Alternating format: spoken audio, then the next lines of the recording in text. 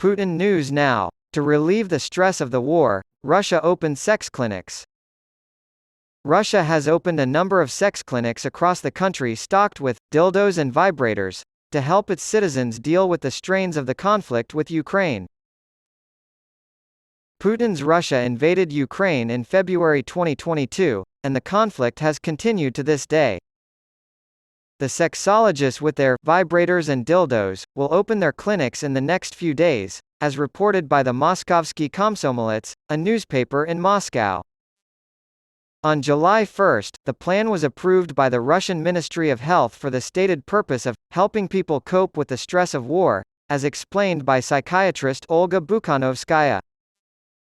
She asked, "How many disorders associated with sexual disorders are recorded in the Russian Federation?" To a group of health officials. "I would like to ask a question to officials of the Ministry of Health. I can assure you there are no hard numbers available. Why, then, are they opening so quickly if there is no information on the anticipated patient load? Our nation has become increasingly neurotic as a result of COVID and other stressful events, such as war.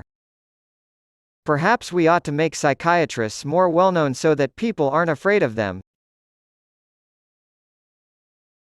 Put pressure on Vlad to step down at the NATO summit by increasing aid to Ukraine." NATO leaders are meeting this week in Lithuania for their annual summit, and while they have been working together more closely since the Ukraine conflict began, the key question is whether or not they will commit to guaranteeing Kyiv's victory. Ukraine needs more than just to stay alive. It needs to deal enough damage on the battlefield to force Vladimir Putin to retreat, or at the very least put itself in a position of strength from which to negotiate a ceasefire. That is to say, there will be no end to the war that allows Putin to prepare for another invasion. As Ukrainian forces launch a counteroffensive against well-entrenched Russian troops, NATO's support has never been more important. The alliance's performance in this area is improving over time, with both the quality and quantity of weapons it sends Kyiv increasing. But too slowly. Ukraine still necessitates more sophisticated machinery and an accelerated delivery schedule in order to succeed.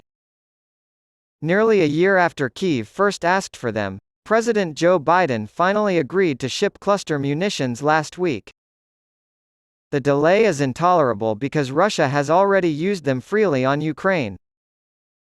The hesitation stems from Western elites' worries that unexploded munitions will endanger locals in the post-conflict period.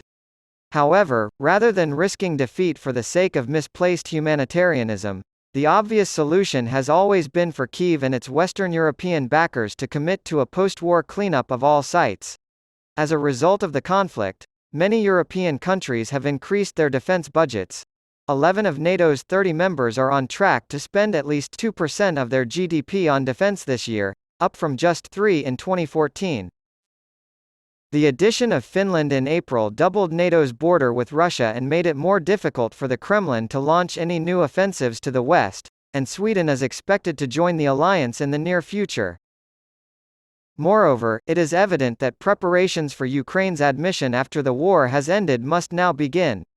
It's the surest way to keep Russia out of the conflict and keep the peace.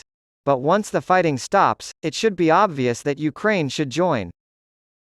For nearly half a century, NATO deterrence thwarted Soviet aggression in Western Europe.